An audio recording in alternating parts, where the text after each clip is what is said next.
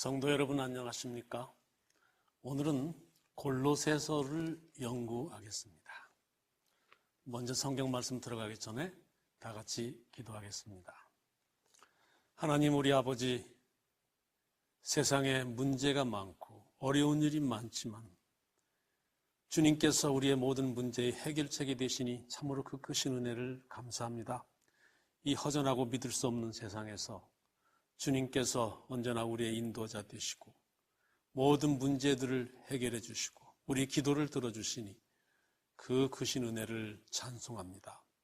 저희들이 이 시간에 골로새서를 연구하겠습니다. 골로새 교회에 많은 문제들이 있었지만은 오직 예수 그리스도만이 그 모든 문제의 해결책이 되신 것처럼 오늘 우리의 문제에도 주님께서 오셔서 기도를 응답해 주시고 해결책을 가르쳐 주시옵소서. 우리의 모든 걱정과 근심이 주 안에서 사라지고 기쁨과 찬송이 가득 차게 하여 주시옵소서. 우리 구주 예수님의 이름으로 간절히 기도 올립니다. 아멘. 우리 골로새서를 공부하겠습니다. 옥중서신의 세 번째 책인데요. 우리 옥중서신 공부 시작하기 전에 잠깐 골로새서에 대해서, 골로새라는 도시에 대해서 공부했는데요. 다시 한번 혹시 처음 듣는 분이 계실 것 같아서 다시 한번 지도로 설명을 하겠습니다. 골로새라는 도시는 이 아시아의 7교회 여기에 같이 위치해 있습니다. 요한계시록에는 아시아 7교회 속에 들어있지 않지만 라오디게아 바로 밑에 있습니다. 라오디게아에서 보이면 바로 보이는 도시죠. 지금은 우리가 찾아가 보면 도시의 흔적은 거의 남아있지 않고 언덕 위에 그냥 몇 개의 돌무더기만 있을 뿐입니다. 완전히 이렇게 지진으로 파괴되었습니다. 이 골로새 교회는 차고 시원한 물이 나오는 그런 마을이죠. 그래서 라오디게아는 물이 부족해서 골로새로부터 찬물을 공중을 통해서 길어다가 쓰고, 그 다음에 북쪽에 있는 히에라폴리스, 지금 현재로는 까무칼레라고 부르는데요. 터키에서는 온천도, 유명한 온천 도시죠. 여기에서는 뜨거운 온천물을 갖다 썼습니다. 그러나 두 물 다 공중을 향해서 공중으로 이렇게 오는 중간에 식기도 하고 뜨거워지기도 해서 라오디게아에 올 때는 미지근한 물이 됩니다. 골로새 교회 유명한 장로로 말하자면 에바브라는 장로가 있고 빌레몬이라는 장로가 있습니다.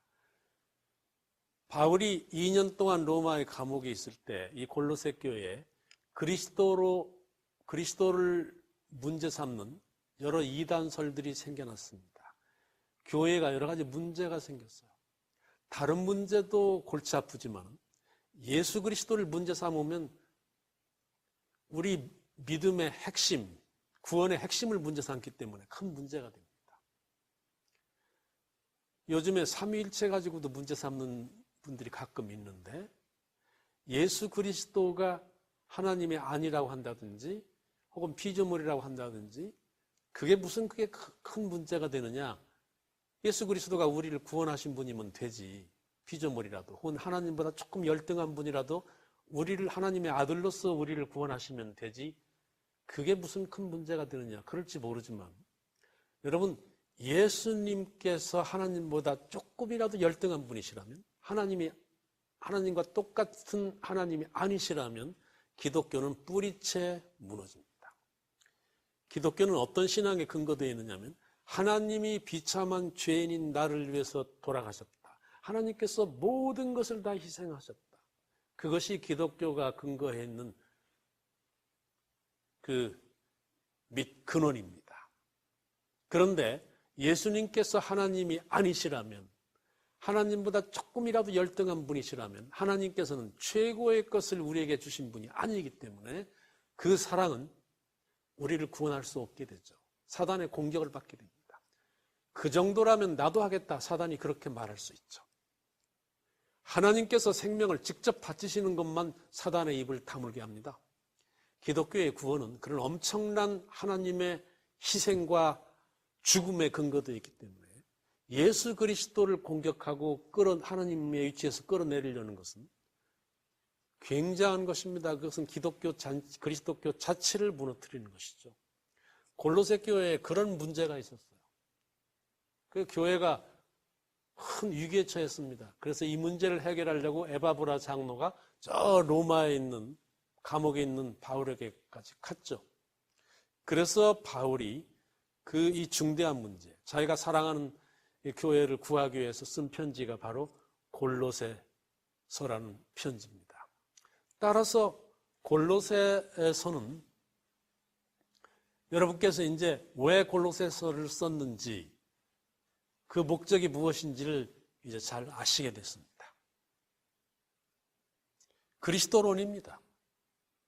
모든 문제의 해결책 그리스도, 예수 그리스도.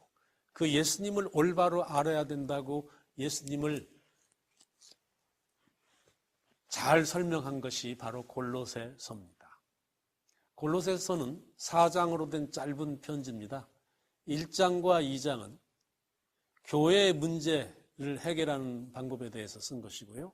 3장과 4장은 교인들의 문제를 어떻게 해결할까를 쓴 것이 바로 골로새서입니다.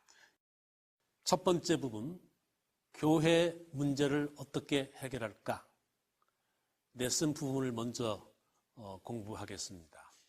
1장과 2장이 교회의 문제에 대해 쓴 것인데요.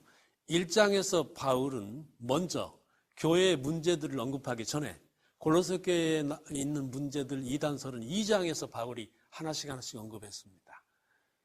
근데 1장에서 먼저 그 모든 문제의 해결책이신 그리스도를 설명하는 것부터 시작합니다. 바울은 성미가 아주 급하죠. 항상 문제의 핵심, 문제의 근원부터 설명을 시작합니다. 1장을 먼저 보시겠습니다. 바울은 1장에서 골로새 교회를 비롯해서 여러 교회 문제들이 있지만 그 모든 문제를 해결하는 방법은 딱 하나뿐인데 그것은 나를 위해서 돌아가시고 나를 구원하신 예수 그리스도에 대해서 올바로 아는 것뿐이다. 그래서 이 문제 많은 골로새 교회에도 편지를 보내면서 예수 그리스도를 먼저 잘 알아야 될 것을 강조하면서 1장을 편지를 시작하고 있습니다.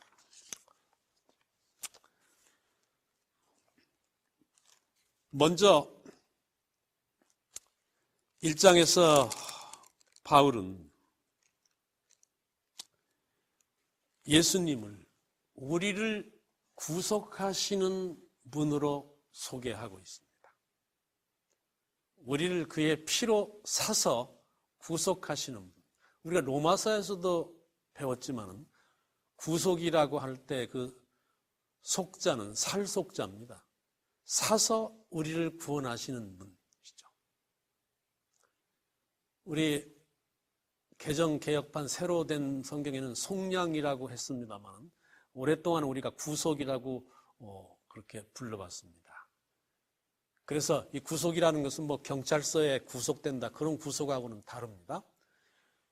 엄청난 값을 주고 우리를 노예에서부터 죄인으로부터 사서 우리를 구원하셨다. 근데 그 엄청난 값이라는 것은 하나님의 생명입니다. 하나님의 아들의 피로 우리를 사서 구원하셨죠. 그렇게 우리를 구원하시는 그리스도로 먼저 소개하고 있습니다. 14절에 보면 그 아들 안에서 우리가 구속, 곧 죄사함을 얻었도다 그랬습니다. 구속이라는 것은 우리가 로마서를 공부할 때, 로마서 3장을 공부할 때 이미 좀 설명을 했습니다. 얼마나 큰 값을 치르셨는가. 어떤 사람들은 우리가 믿고 구원받았다고 말하는 것은 너무나 값싼 구원이다 그렇게 말하지만 전혀 그렇지 않고 우리가 그렇게 은혜로 누구나 그리스도의 이름을 믿기만 하면 구원을 받도록 되기까지는 엄청난 값을 치르셨습니다. 하나님의 아들의 생명을 그 값으로 치르셨죠. 그러니까 그것은 뭐 값으로 따질 수 없는 우리의 구원의 값은 온 우주에서 값으로 측량할 수 없는 엄청난 희생과 값을 치르신 것입니다. 그래서 은혜로 우리 구원이 이루어진 것이죠. 청나라 얘기를, 노예로 잡혀간 60만 명 이야기를 로마서를 공부할 때 우리가 했습니다. 못 들으신 분을 위해서 다시 한번 그 이야기를 하면은, 청나라가 병자호란, 정미호란을 일으키면서 의도적으로 60만 명의 노예를 조선 땅에서 잡아갔습니다. 이 험한 일을 시키기 위해서, 또 귀족들에게 노예를 선물로 주기 위해서 의도적으로 잡아갔어요. 그때 인구가 얼마 안 됐기 때문에 60만 명을 잡아가서 집집마다 안 잡혀간 가정이 없을 정도였죠. 쥐고하를 막론하고. 한국에서는 큰 비극이, 이 조선 땅에서는 큰 비극이 벌어졌습니다. 자기 아들, 딸이 노예로 잡혀가는 것을 안 순간부터 그 집은 지옥입니다. 그 부모가 하룻밤이라도 그 고통에서 면할 수가 있겠습니까? 수많은 조선 땅의 부모들이 모든 것을 팔아가지고 그 아들과 노예로 잡혀간 아들, 딸을 다시 사서 구해오기 위해서 청나라로 갔습니다. 그 길밖에 없어요. 그것을 우리 실록에는, 조선 실록에는 속환이라고 했습니다. 사서 다시 데려온다는 말이죠. 우리 성경에는 구속 혹은 속량이라고 했습니다. 그래서 부모들이 가서 아들, 딸을 다행히 시장에서, 노예시장에서 만나면 얼마나 같이 붙들고 통곡하고 그 아들을 이제 그 딸을 구속하는데, 사서 구원해서 데려오는데 값이 100냥에서 하도 많이 부모들이 오니까 400냥으로 올라갔어요. 아무리 사정해도 안 됩니다. 400냥으로 오른 것을 100냥만 가지고 온 사람한테 팔겠습니까? 그 자리에서 그냥 사정하다 못해서 자살하는 부모도 생기고, 어떤 부모는 자기가 대신 노예로 잡힌 다음에 아들을 구해냈죠. 이 참 눈물겨운 거, 엄청난 희생이 치러진 것이 이게 속량이고 구속입니다, 여러분. 값없이 치러진 것이 아니에요. 그래서 이 구원에 대해서 뭐 값싸다느니, 사람이 어떻게 그렇게 간단히 구원을 받느냐느니, 믿음으로 어떻게 그렇게 구원을 받느냐. 저는 그 구원에 대해서 이론을 제기하는 사람들에게 늘 말합니다. 부모가 자식을 구원한다는데 왜 그렇게 말이 많냐? 어떤 이론이 더 필요하냐? 부모가 자식을 구원하는데. 그래서 우리를 즉각 그 죄의 노예에서 우리를 구원하셔 가지고요, 13절이 유명한 절입니다. 그가 우리를 흑암의 권세에서 건져내사 그의 사랑의 아들의 나라로 옮기셨으니. 얼마나 참 감사한 말씀입니까?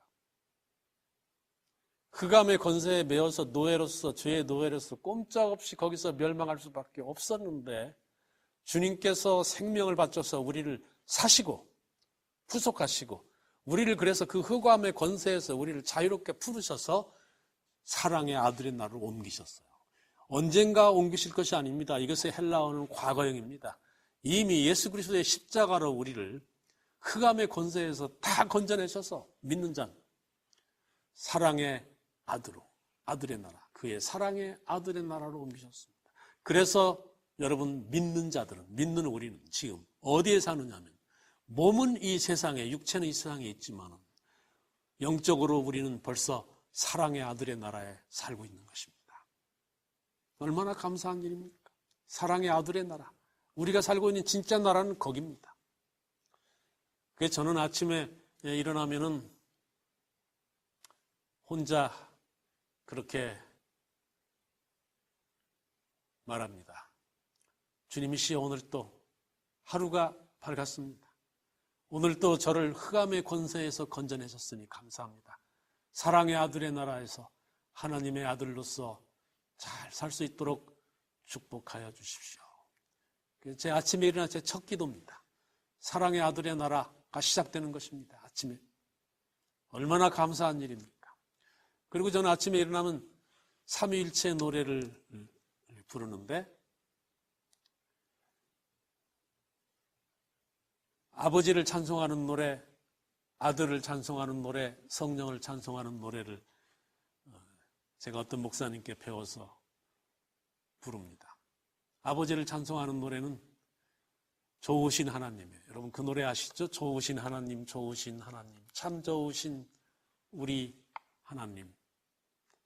그 다음에 아들을 찬송하는 노래는 사랑의 주님 닮기 원하네. 그 복음성가인데 그 찬송 제가 좋아합니다. 그 아름다운 주님 예수, 이 세상에서 저 천국까지 닮기 원하네 주님 예수. 그 다음에 성령에 대한 찬미는 우리 찬미가도 있어요. 살아계신 주의 영 임하옵소서, 살아계신 주의 영 임하옵소서, 새로 지은 내 마음속에 살아계신 주의 영 임하옵소서. 이렇게 부르고 나면 아주 가슴이 시원하죠. 하루를 힘차게 사랑의 아들의 나라에서 시작할 수 있을 것 같은 그런 아주 기쁨과 감사가 생깁니다. 여러분, 하나님께서 우리가 살기를 원하시는 것은 이 슬픈 세상이 아니고 아직까지 주님이 재림하시지 않으셨지만은 그러나 이미 우리는 사랑의 아들의 나라로 옮겨졌습니다. 그 나라에는 영생이 있고 감사와 기쁨이 있는 나라입니다. 우리 주님께서 주인이 되시는 그런 나라죠. 그래서 골로새서 1장 13절에는 우리를 구속하시는 그리스도에 대해서 설명하면서 이미 하나님께서 그 희생으로 우리를 사셨기 때문에 우리는 사랑의 아들의 나라로 옮겨졌다. 그렇게 확실하게 말하고 있습니다. 골로새 교회는 아마 이 문제에 대해서 좀 문제가 있었던 것 같습니다.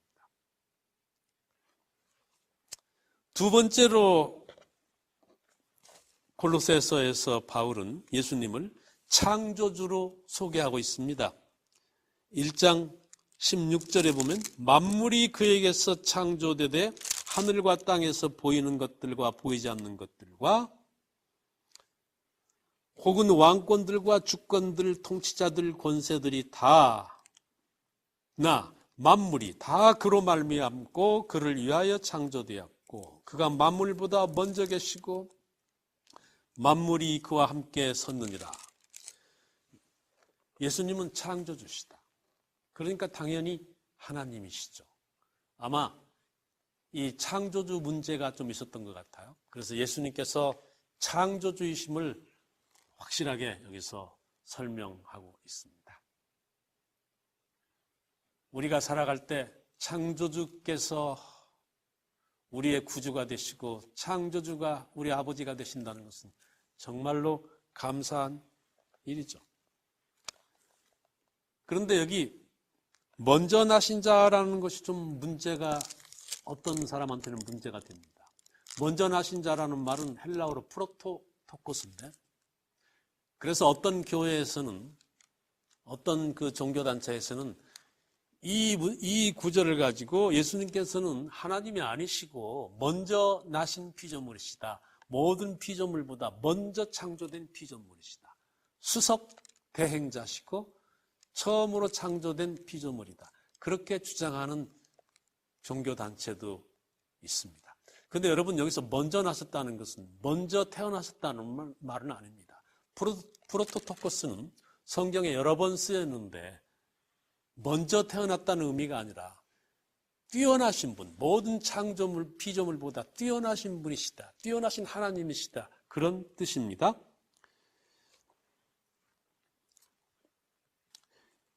우리가 그 18절에서도 볼 수 있어요. 예수님께서는 교회의 머리시고 근본이시고 죽은 자들 가운데서 먼저 나시고 그랬는데 여기도 프로토토코스인데요.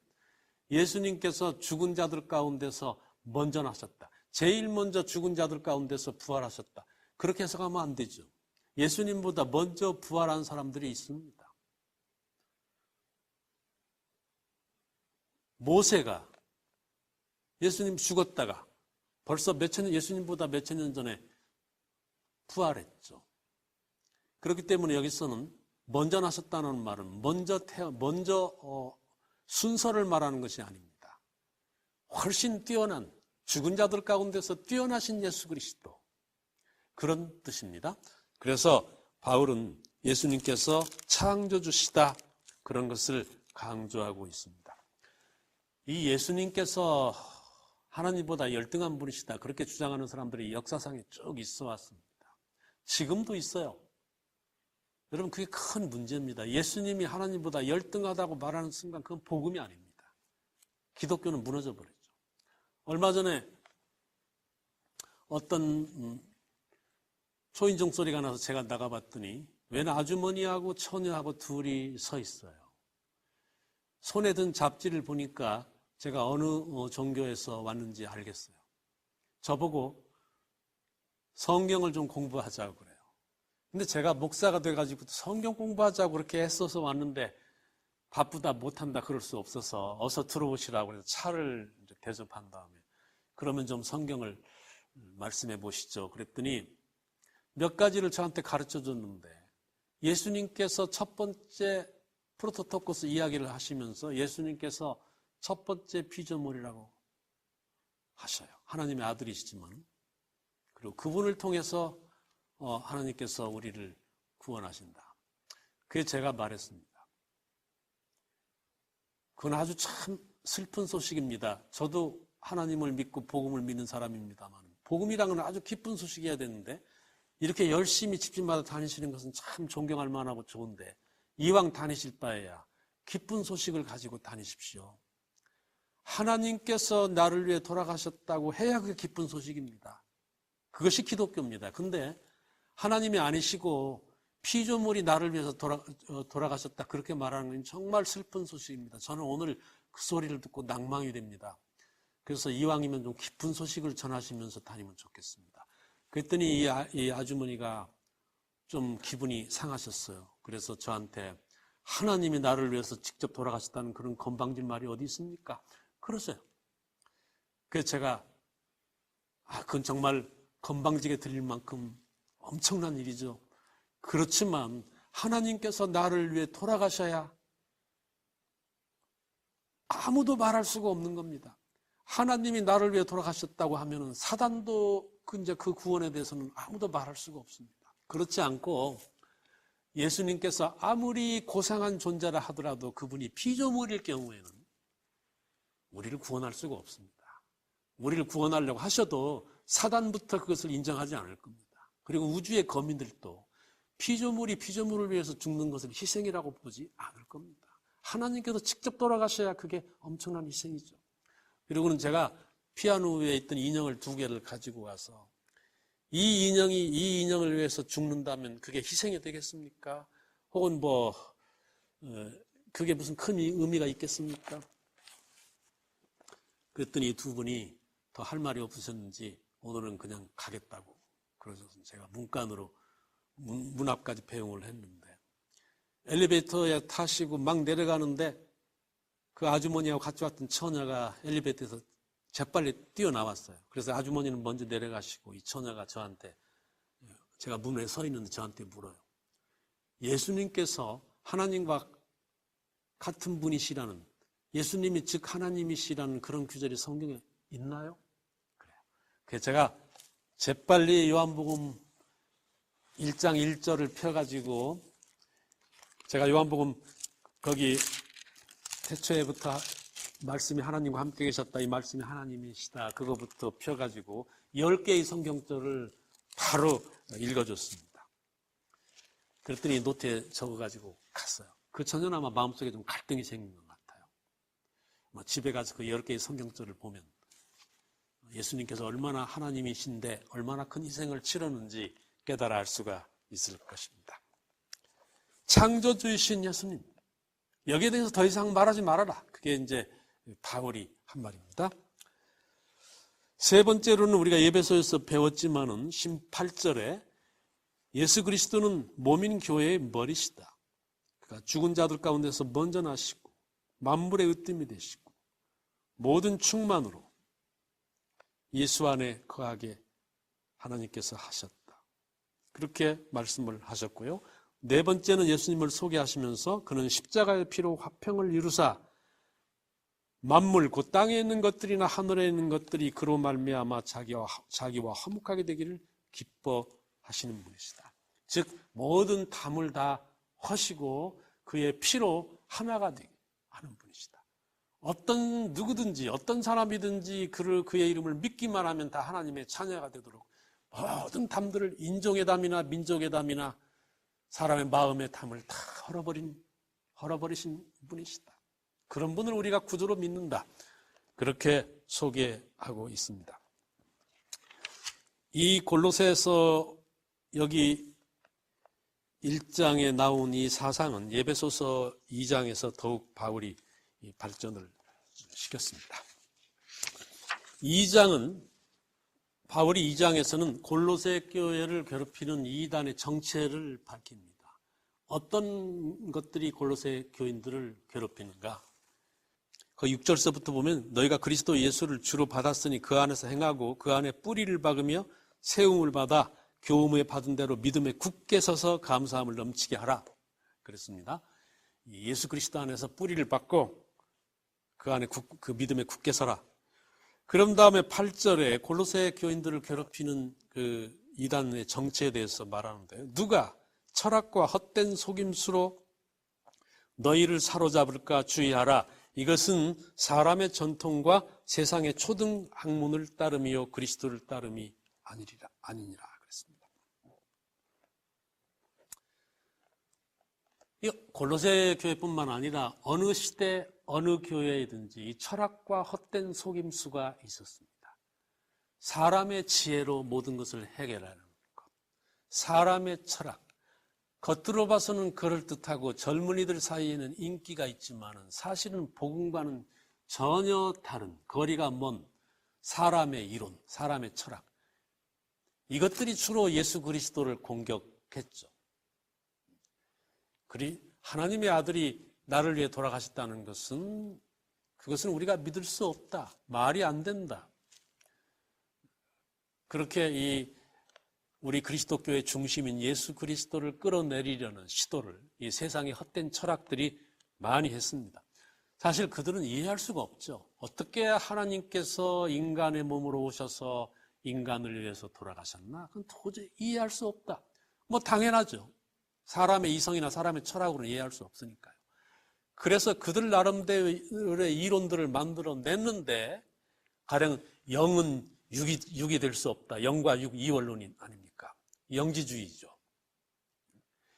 영은 절대로 육과 영은 합해질 수 없기 때문에 영적인 하나님께서 육이 될 수는 절대로 없는 거다. 이 성육신을 부인하는 거죠. 그러니까 예수 그리스도가 이 땅에 오신 것을 부인하는 것입니다. 그런 것들, 또 성경의 모든 진리들을 철학적으로 해결하려는 시도가 많이 있었어요. 옛날에 알렉산드리아 필로를 비롯해서 이 세상 사람들한테 성경을 그대로 갖다 주면 여기에 기적도 많고 믿을 수 없는 것들이 많으냐, 안 믿을 거다. 그러니까 이걸 철학적으로 잘 이론적으로 합리적으로 설명을 하면 믿지 않겠냐. 말은 그럴듯하지만 이 하나님의 말씀을 철학적으로 설명하려고 하다 보니 진리의 모든 아름다움이 다 없어져 버렸어요. 불트만 같은 20세기의 유명한 신학자인데 불트만 같은 사람은 성경의 이 기적들, 이런 것은 신화 같은 이야기들, 이런 것들은 현대인들이 도저히 이해 안 되니까 현대인들을 전도하기 위해서는 성경에 나오는 우리가 이해할 수 없는 걸 다 빼버리고 알맹이만 전하자. 그게 이제 불트만이라는 학자가 말한 건데, 그래서 불트만이 비신화라고 그래서 기적이나 신화 같은 이야기를 다 빼버리자 성경에서. 그리고 알짜 복음만 전하자 하고 그 빼는 작업을 했는데 나중에 학자들이 말했어요. 불트만이 성경에서 기적과 그 현대인 이해하기 힘든 걸 다 빼는 작업을 했더니 남은 것은 성경 앞표지와 뒷표지만 남고 전부 다 빠져나가 버렸다. 그렇게 말할 만큼 이 철학이라는 것은 하나님 말씀을 설명하기에 역부족이죠. 도저히 설명할 수 없습니다. 설명할 수 없다고 그래서 이 성경을 자꾸 부정하고 믿을 수 없다. 그러니까 이제 문제가 생기는 것이죠. 요즘에는 또 종교 다원주의라는 것이 생겨나서 꼭 진리는, 구원의 길은 성경에만 있는 것이 아니다.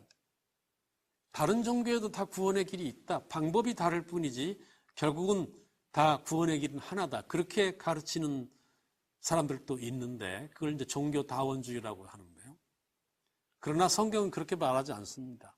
사도행전 4장 12절에서 뭐라고 말씀했습니까? 다른 이로서는 구원을 얻을 수 없나니 천하 인간의 구원을 받을 만한 다른 이름을 우리에게 주신 일이 없다. 그렇게 아주 확실하게 성경은 말합니다. 그렇게 생각하면 이 그리스도교는 구원의 길이 하나밖에 없어요. 너무나 외골수 같지만, 그러나 이것이 그리스도교의 교리입니다. 생각입니다. 오직 예수 그리스도를 통해서만 구원이 있다. 그런데 이 세상의 헛된 이론들은 자꾸 그것이 마음에 들지 않기 때문에 왜 구원의 길이 하나밖에 없겠느냐. 여러 구원의 길이 있다. 그렇게 말하는 것이죠. 그래서 젊은 사람들이나 혹은 이론적인 걸 좋아하는 사람들이 여기에 혹하기도 합니다. 바울은 골로새 교회에서도 교회도 그런 사람들이 있었다. 철학과 헛된 속임수로 교인들을 사로잡으려는 사람들이 있으니 주의하라. 그렇게 말하고 있습니다. 또 하나의 정체를 말하고 있는데 2장 16절에 보면 먹고 마시는 것과 절기나 초하루나 안식일을 이유로 누구든지 너희를 비판하지 못하게 하라. 이것들은 장래일의 그림자이나 몸은 그리스도의 것입니다. 이게 어떤 사람들입니까? 우리가 수없이 지금까지 했습니다. 율법주의자들. 구원은 믿음으로만 받는 것이 아니다. 율법을 지키는 것 똑같이 중요한 것이다. 이렇게 그 옆에 나란히 율법을 놓는 순간에 십자가는 무색해지죠. 바울이 제일 싫어하는 것이 그겁니다. 옆에 놓지 말아라. 율법이 중요한 것이라 하더라도. 절기나 초하루나 안식일을 이유로 너희를 비판하지 못하게 해라. 이걸 가지고 사람들이 봐라. 여기 안식일 가지고 비판하지 말라고 하지 않았냐. 그러니까 바울은 안식일 안 지켜도 된다고 말하는 것이다. 그렇게 말하는데 여러분 성경에 보면 바울은 철저하게 안식일을 지키는 사람입니다. 빌립보라는 도시에 가서는 교회가 없자, 유대인도 없고 교회도 없자 강가에 가서 따로 안식일 예배를 드릴 만큼 철저한 사람이에요. 만일 그리고 바울이 안식일을 안 지켰더라면 유대인들이 가만두지 않았을 겁니다. 유대인은 안식일 안 지키는 사람을 제일 싫어해요. 그래서 바울이 안식일 안 지켰더라면 바울의 말을 들으려고도 하지 않았을 겁니다. 바울은 철저한 안식일 지키는 사람입니다. 그러면 여기 안식일은 무슨 안식일이냐? 이 안식일이 여기 그림자라고 그랬어요. 이것들은 다 그림자. 무슨 그림자입니까? 십자가의 그림자입니다.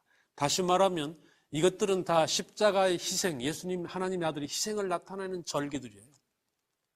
그렇기 때문에 예수님께서 십자가에 돌아가신 이후로는 이것들은 다 그림자같이 이제 소용없는 것들이 다 그 책임을 다했어요. 그렇지만 바울은 명절로서 이 절기를 지키는 것은 책망하지 않았습니다.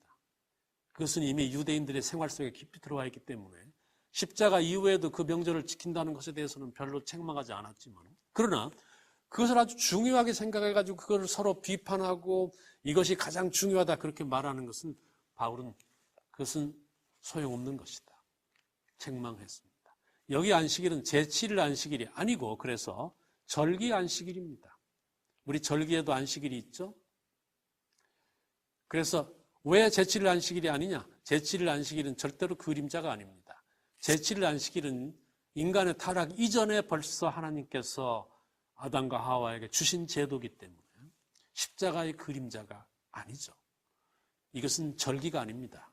안식일은. 그래서 이렇게 율법주의자들, 율법을 가지고 자꾸 예수 믿음을 파괴하려고 하는 사람들, 바울이 책망하고 그 사람들로부터 벗어나라 그렇게 권하고 있습니다. 또 하나의 정체를 말하고 있는데요. 2장 18절서부터 보면 꾸며낸 겸손과 천사 숭배 그렇습니다. 그 다음에 21절에 보면 붙잡지도 말고 맛보지도 말고 만지지도 말라. 20절에 너희가 세상의 초등 학문에서 그리스도와 함께 죽었거늘 그랬어요. 그러니까 세 번째로 골로새 교회를 괴롭히는 이단들의 정체는 금욕주의자들입니다.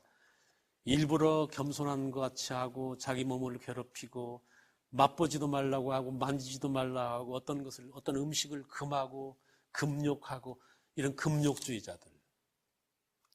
이것도 역시 하나님께로부터 온 것이 아니다. 그러니까 조심해라. 바울이 그렇게 말하고 있는 것입니다.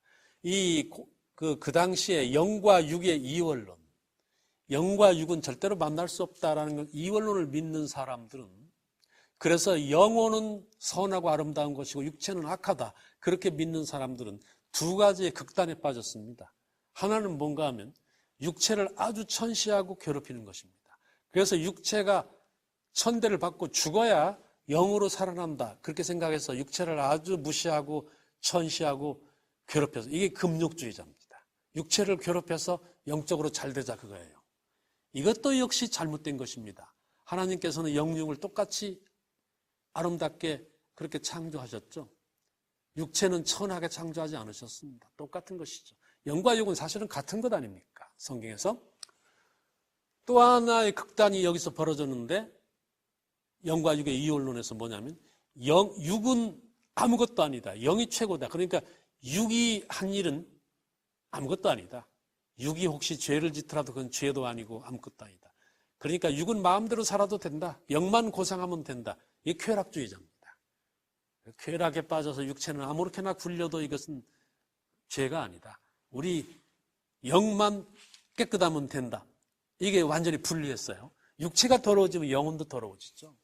우리가 육체가 아프면 우리 모든 것이 다 아픈 것처럼 다 더러워지는 것인데, 이 두 가지 극단도 골로새 교인들이 경계해야 할 그런 이단의 정체였습니다.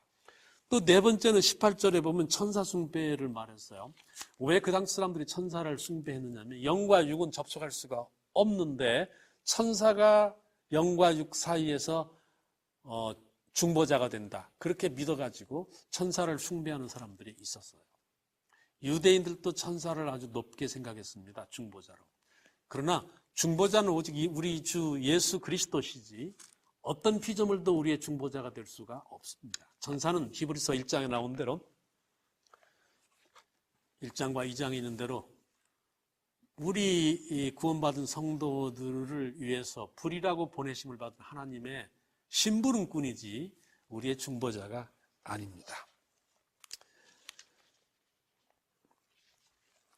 이렇게 2장에서 골로새 교회를 괴롭히는 이단의 정체에 대해서 잘 설명을 한 다음에, 그 다음에 골로새서 3장과 4장은 무엇입니까?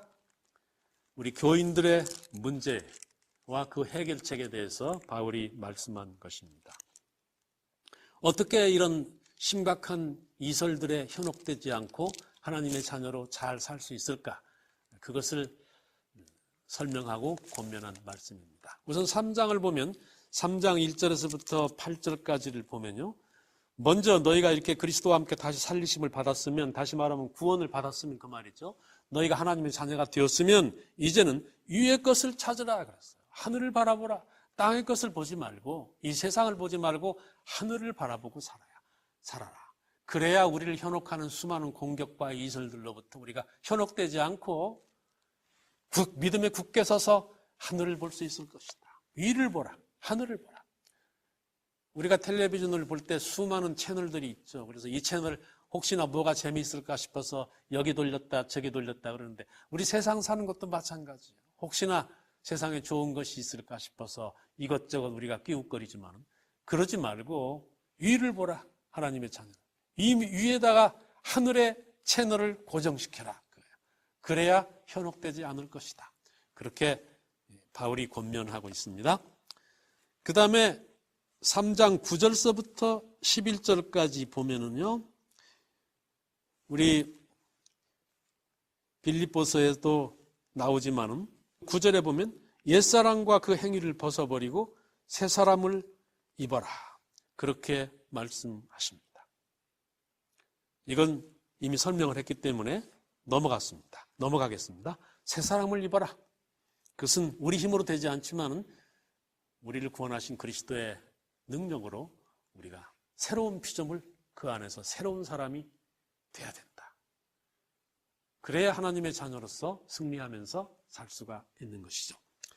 세 번째 권면은 3장 12절서부터 나옵니다. 서로 피차 용서하고 주께서 너희를 용서하신 것 같이 너희도 그렇게 용서하라. 13절 그렇게 말씀을 하십니다. 그리고 이 모든 것 위에 사랑을 더하라. 그렇게 권면하고 있습니다. 네 번째 권면은 우리 가족관계에 대한 권면입니다.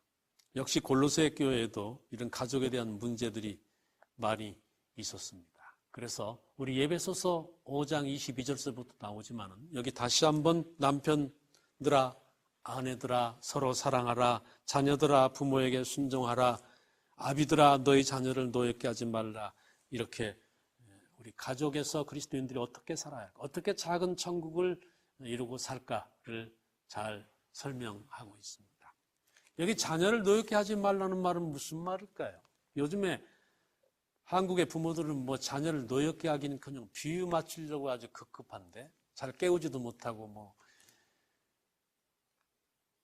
자기 아들, 딸들이, 우리 아들, 딸들이 너무나 학교에서 고생을 하기 때문에 어떻게 하면 좀 그냥 비유를 거스르지 않을까 전전긍긍 하는데, 이 노엽게 하지 말라는 무슨 말일까요? 이것은 자녀들이 우리의 부모들의 삶을 보고 실망하지 않도록 해라 그 말입니다. 우리의 위선을 보고 하나님을 믿는다는 것이 겨우 이런 것인가, 그렇게 우리 부모의 삶을 보고 우리 자녀들이 그렇게 생각한다면 신앙을 가질 수 있겠습니까? 저도 사실은 살면서 제일 무서운 것이 우리 아이들입니다. 제가 아무리 설교하고 전도하고 하면 뭐합니까? 우리 아이들이 우리 아빠가 사는 것이 저게 그리스도인의 삶인가? 겨우 저것인가? 그렇게 생각한다면 저는 제 인생은 실패한 거죠. 그래서 저는 아이들한테 잘 보이려고 아주 노력을 많이 합니다. 저는 우리 아이들한테 늘 좋은 것만 보여주고 싶습니다. 제가 늘 남을 위해서 희생하는 모습만 보여주고 싶어요. 제 욕심이죠. 제가 순교하는 모습 될 수 있으면 보여주고 싶습니다. 그래야 우리 아이들이 노여워하지 않고 아버지를 따르고 아버지의 신앙을 본받으려고 그러죠. 우리 부모들이 참 자녀들 앞에서 실수 많이 합니다만은 노엽게 하지 말라. 이 말씀 마음속에 깊이 새겨야 되겠습니다. 내가 잘 키우려고 그렇게 했었는데 왜 저 애들이 저 모양일까? 나중에 우리가 그렇게 탄식하지 않기 위해서라도 이 바울의 말씀을 잘 우리가 마음에 새겨야 될 것 같습니다. 그 다음에 4장으로 넘어가면요, 1절에서부터 6절까지는 항상 기도하라, 감사함으로 깨어있으라 그랬습니다. 늘 기도하는 마음으로 살아라. 우리가 항상 무릎 꿇고 있을 수는 없으니 우리가 생업에도 바쁘고 여러 가지 바쁩니다. 그렇지만은 늘 기도하는 마음으로 사는 것이 항상 기도하는 것이죠. 마치 우리 재림 군인들이 군대에 가서 시간이 없으니 구보 달리면서도 기도하고 화장실에서도 기도하는 것처럼 매 순간마다 기도하는 마음으로 이렇게 사는 것처럼 우리도 그게 항상 기도하는 자세입니다. 항상 감사하지 않으면 여러분 기도도 나오지 않습니다. 주님 감사합니다. 항상 그런 마음이어야 항상 기도가 나오죠.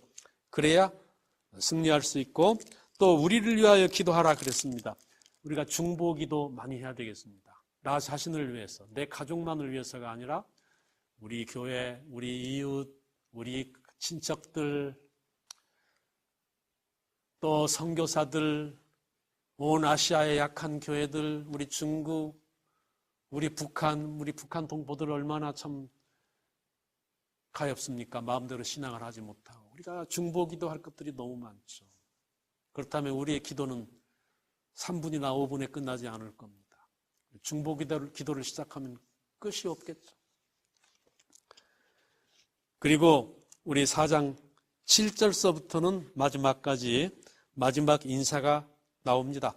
이 두기고와 지금 이 골로새 교회 편지를 가지고 가는 사람이 누굽니까? 두기고이고 또 빌레몬 장로의 종인 오네시모, 이 두 사람이 지금 이 골로새서와 빌레몬서 두 개를 가지고 지금 가고 있습니다.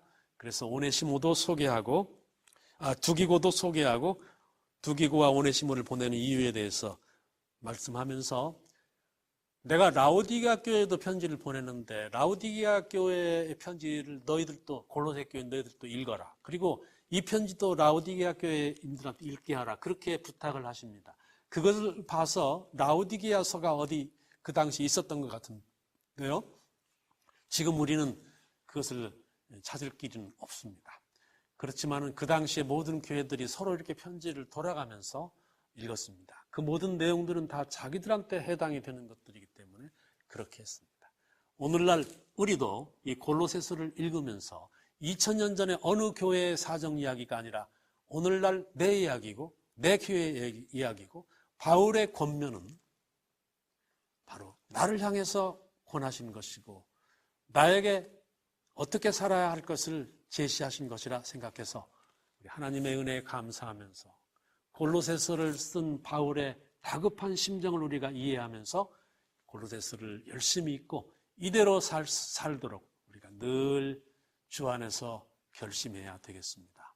그런 저와 여러분이 되시기를 간절히 바랍니다.